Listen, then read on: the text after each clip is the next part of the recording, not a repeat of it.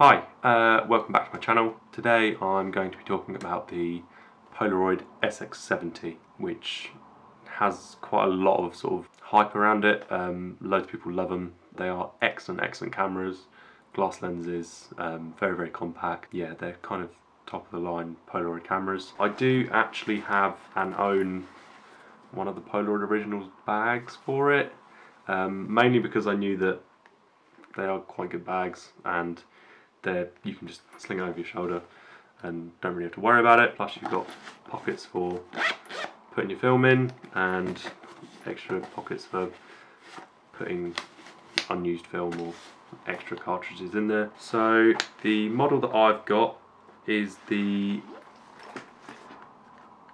Sonar model, so autofocus. It actually uses sound waves, shoots out sound waves, bounces them back, measures the distance and focuses to it. You'd think that would be quite a long, convoluted way to do it, but it's actually insanely fast. So without even half pressing will autofocus and pretty much straight away it's there. You think that because of the technology it's going to be much slower. I mean, the Sonar first came out I believe 1975 and you think, oh, Sonar, that's old technology, that's going to be really slow. But yeah, still very fast. As you can see, very compact as well. So you can just sort of carry around. It's literally like having a notebook. I mean, this bit doesn't help. This makes it a little bit taller. But overall, yeah, I mean, what more could you want? This was the second one that I got. The first one I got had a problem where it sort of double expose the second image. So you take one image, it would eject it and the top half of the frame would be overexposed, and then when you took the next image the previous image was sort of exposed on the top half of the frame below the first one, if that makes sense. I've probably put up some images showing that.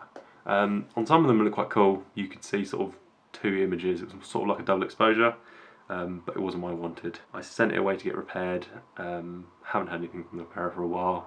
I'm sort of tempted just to get it sent back just so I can sell it for parts or something. But now I've got this one. Bit of a gamble, bought it on eBay for £60 I believe. Untested, had no idea if it worked, which is the same as what I had with the first one. But yeah, shot quite a few packs of film through it so far and I absolutely love it. It's such a fun camera to use. I mean, again, SLR, like the Polaroid Macro 5, which I talked about last time. So what you see through the viewfinder is what you get, is what the lens sees. And when you press the button, you'll hear a big mirror thing up. Yeah, you hear a big mirror going up and then it will take a picture, pop the mirror and it will project the film. That was quite a slow shutter speed because it's quite dark in here. Overall, you've got focusing here and you can turn the autofocus off. So you push this little tab down and you'll get a little red sticker here, and that means you can autofocus it just like the other SX-70 cameras, the standard one. I'm not a fan of autofocusing. I mean, this doesn't have a split prism viewfinder or focusing screen, so I don't think it's great for that, but it's there if you want it. Obviously you've also got exposure compensation. This isn't something I normally play with just because I found that the metering on this is actually quite good. So yeah, I don't normally play with exposure compensation that much. To open the film door, there's a little yellow button here. Press that and it will drop down. You can change film cartridges, everything like that. You've also got your film counter on the back, so it goes from 10 all the way down to 0, I believe. Yeah, and that's pretty much all there is about it. You do have an option for flash. Up here you can just pop a flash in. Most of the flashes you can find for this use flash cubes, which are kind of hard to get nowadays. The only other option that I've found and is sort of reliable is from Mint cameras. and they do their own sort of electronic flash that just sits in the top, and you can use that instead. So the Mint is a Mint flash bar. So because it is Polaroid's own proprietary flash mount, yeah, their flashes are kind of hard to get, and so you end up with something like this, which will just sit in the top. You've got the gold contacts here, which slots in. Let me just open this up again. So you just pop this in. It's a little bit, it feels always a little bit fragile. I think it's just because it is essentially a PCB board, which, yeah, feels a bit flimsy.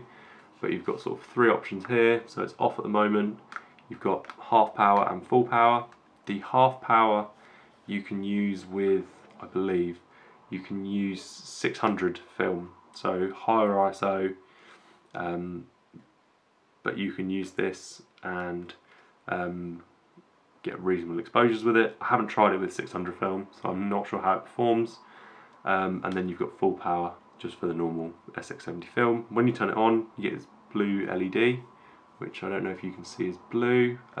Takes a while to charge up. I think they assume people aren't going to be shooting quickly with this camera, which is understandable.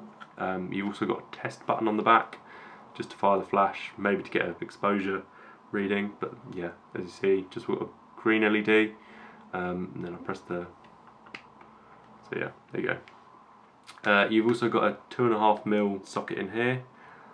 Unsure what that's for. I don't think the instructions actually say, but I think it's just for, you can send it off to other flashes or get it to sync with other flashes if you wanted. Takes two AAA batteries, and yeah, I've had this a couple of months, haven't had any problems with it dying on me. You've also got two sort of coloured gels to go over the flash, which is nice. They feel very well made. The one I've used most is the pink one, but they literally stick on there with magnets, which feels very, very cool. It's quite fun just to sit there sort of popping them on, popping them off. You've got a pink one and you've got a green one. As I haven't used the green one, but I've either been using the pink one or the standard flash. But I'll pop some pictures up of my SX-70 shots.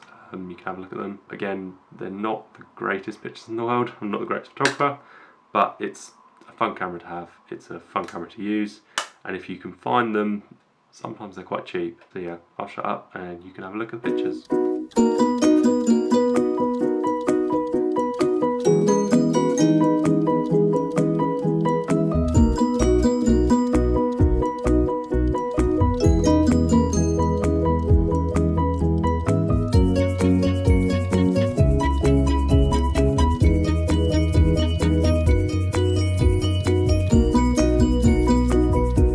So that is my pictures from the SX-70. Leave comments down below if you want to talk about them or anything like that. I think I've covered everything. So yeah, thanks for watching.